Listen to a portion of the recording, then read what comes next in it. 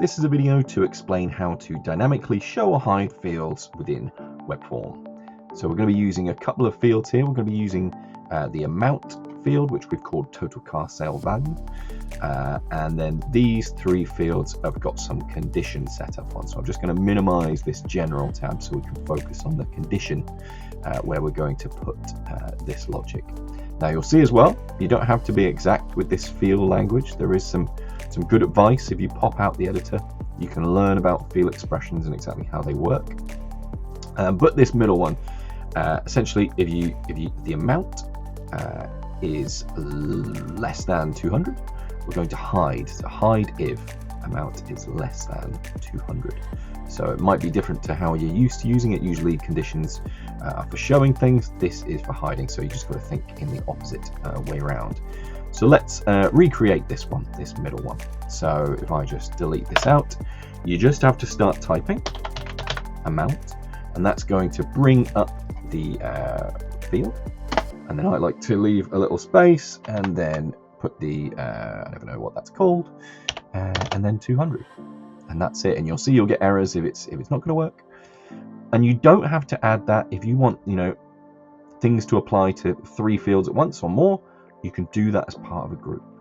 So this group here now, we're going to say if comprehensive is picked, and this is a multi-select pick list actually. If just comprehensive is picked, we want to hide this whole group. So how would we do that? And I've got the expression already in my clipboard. So I can start typing type of coverage, but I can't remember. You can see obviously I can move this and I can't actually see what the thing is. I might have already started typing, but I know it's something like that. I can start typing coverage and it's going to find that as part of that. Type of coverage equals space, double quotations, and you can see it brings up then your space to enter that in. So it does double quotations for you and gets you ready. So it's right in front of me. Comprehensive. There we go. And I'll delete this out. We don't need that twice. And then I can close. So this is going to hide if the type of coverage is comprehensive. And the one you want to use, obviously you've got your static options here. My label and value are the same.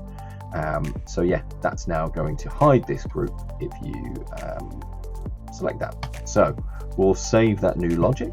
We'll go to an opportunity and we'll fire up a request, which will send me it'll open a tab and also send me a very simple email here, which will let me access the form.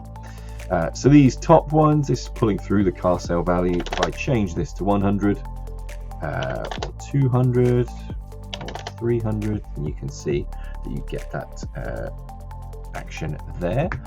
And then if I choose comprehensive, then the group is going to disappear or appear.